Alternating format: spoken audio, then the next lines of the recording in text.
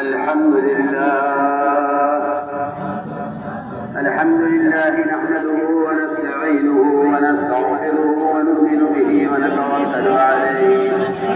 ونعوذ بالله من شرور أنفسنا ومن سيئات أعمالنا من يهد الله فلا مضل له ومن يضلل فلا هادي له ونشهد أن لا إله إلا الله وحده لا شريك له ونشهد أن سيدنا ونبينا ومولانا محمدا عبده ورسوله صلى الله تعالى عليه وعلى آله وصحبه وبارك وسلم تسليما كثيرا أما بعد فأعوذ بالله من الشيطان الرجيم بسم الله الرحمن الرحيم ألف لام ميم أحسب الناس أن يتركوا أن يقولوا آمنا وهم لا يفتنون وقال الله سبحانه وتعالى قالت الأعراب آمنا قل لم تؤمنوا ولكن قولوا أسلمنا وقال عليه الصلاة والسلام المؤمنون هينون لينون كالجمل الآنف إن قيل إن قال وإن أنيق على صخرة استناقت وقال عليه الصلاة والسلام من قال لا إله إلا الله مخلصا دخل الجنة قيل وما إخلاصها قال أن تحجزه عن محارم الله أو ما قال عليه الصلاة والسلام. میرے محترم بزرگوں دوستوں عزیزوں، دین کی بات کے درمیان شور کرنا یہ کفار کا طریقہ تھا، یہ کفار کا طریقہ تھا. جب محمد صلی اللہ علیہ وسلم کوئی بات فرماتے تھے تو کفار کہتے تھے لا تسمعوا لهذا القرآن والغوا فيه. جب دین کی بات کرے تو تم شور مچانا،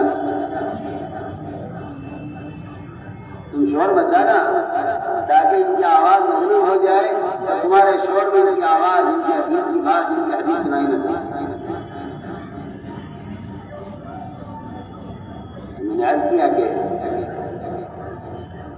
جب تک سننے میں صحابہ کی صفت نہیں پیدا ہوگی اس وقت تک عمل کی استعداد پیدا نہیں. سننے میں پہلے صحابہ کی صفت ہوگی. قرآن یہ کہتا ہے کہ اچھے عمل کی توفیق صرف ان کو ہوگی، اچھے عمل کی توفیق صرف ان لوگوں کو ہوگی جو بات کو پوری توجہ دھیان کے ساتھ سنیں. دیکھیے اس زمانے کی مصیبت یہ ہے کہ لوگ بجائے قانون کے ذریعے ان تک بات پہنچانے کے دین کی باتوں کو آلات، ذرائع، موبائل، طرح طرح کی مشینوں سے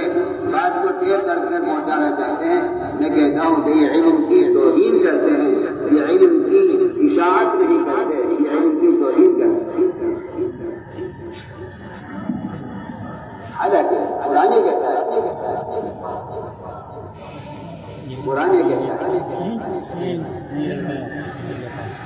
کہ جو بات تم سنو اس سے خود پہنچاؤ،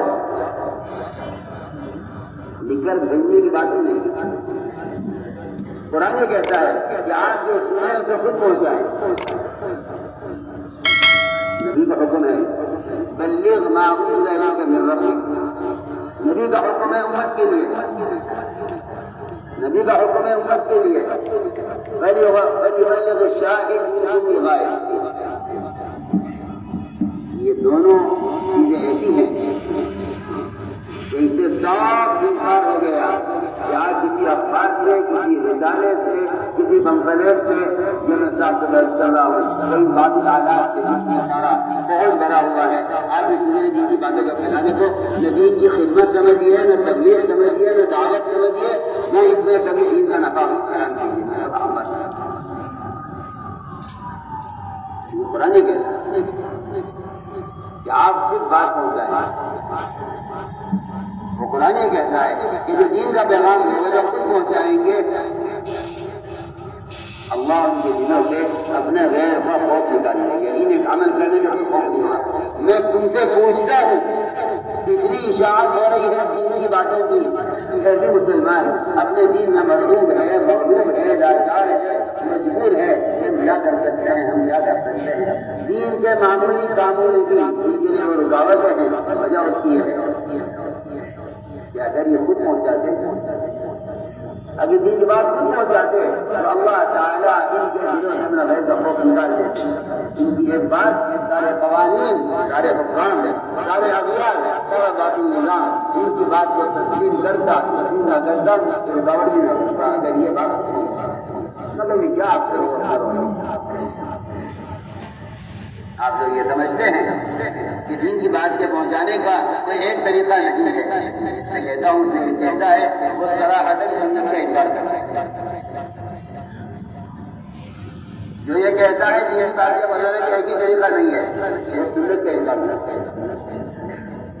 آپ صلی اللہ علیہ وسلم کے ہجرہ مبارک میں صحابہ بیٹھے ہوئے، ہجرہ تب کچھ لوگ باہر بیٹھے ہوئے، آپ نے بات فرمائی اور جو باہر بیٹھے تھے ان کو آواز نہیں پہنچی۔ آپ نے فرمایا بڑی بندے شاہد فرمائے، مجھے سیرت میں دو موقع ملتے ہیں بات پہنچانے کے، ایک اس موقع پر جو میں نے عرض کیا، ایک حجۃ الوداع کے موقع جب آپ مجھ سے رخصت ہو رہے تھے، جب یہ فرمایا جتنے حاضرین ہیں خود پہنچائیں بعد میں آنے والوں، اور جو حجرے میں موجود تھے آپ کے ساتھ ان سے فرمایا کہ جو باہر بیٹھے ہیں کو آواز نہیں گئی ہے، آپ لوگ نے میں عرض کرنا چاہتا ہوں کہ دین کی بات کا سننا، اندر آگے پہنچانا، اگر یہ سنت سے ہٹ گیا، اگر یہ سنت سے ہٹ گیا، میں دعوے سے یہ کرتا ہوں کہ ہدایت بھی نہیں ہے، پکی پکی معلومات حاصل ہو جائیں، ہدایت نہیں ہے، اور دین کی معلومات کا حاصل ہونا ہدایت نہیں ہے۔ ہدایت دین کی بات پر عمل ہونا ہے، اور یہ قرآن نے صاف کر دیا کہ جو سننے کا عادت اور سننے کی شرائط پوری کریں گے وہ اچھی اچھی باتوں پر عمل بھی کریں گے۔ الذین یستمعون القول، یستمعون کہا، یسمعون نہیں کہا، کیوں؟ لیکن استماع کسی بھی شکل سے ہو سکتا ہے، لیکن استماع وہ مجلس کے آداب اور مجلس میں حاضر ہو کر بات کو براہ راست سننا، یہ استماع ہے۔ اس کے علاوہ جتنے ذرائع ہیں وہ سب استماع کی شکلیں ہیں، استماع کی شکل میں۔ میری بات توجہ سے دوسری بات اور عرض کریں کہ اگر آپ ان خیر کی مجلسوں میں، چاہے وہ ختم بخاری ہو، چاہے وہ مدارس کے اجلاس ہوں، چاہے وہ خانقاہوں کا نظام ہو، چاہے وہ تبلیغ جماعت کے اجلاس ہوں، اگر موبائل کا استعمال کرو گے میں قسم کھا کر کہہ سکتا ہوں فرشتوں کی صحبت نہیں ملے گی، میں یقین سے نہیں ملے گی، ملائکہ کا نزول ہی نہیں ہوتا وہاں جہاں شیاطین کا نزول ہوتا ہے۔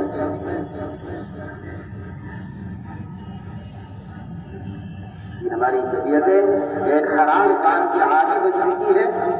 اور اس گناہ کی عمومیت کو کوئی بیوقوفی ہوگا جو میں بلوا سمجھ کر اس سے بے انتفاعی اختیار کرے گا، بیوقوفی ہوگی، ورنہ حرام حرام ہے، چاہے وہ زیادہ ہو جائے، حرام حرام، حرام تو حرام۔ میں حیران ہوں کہ سن کر کہتے کہتے تھک گئے ہیں، مگر دین کے دین کے کاموں میں اس شیطان کے استعمال کے بغیر سمجھتے ہیں تو کام پورا ہوا ہی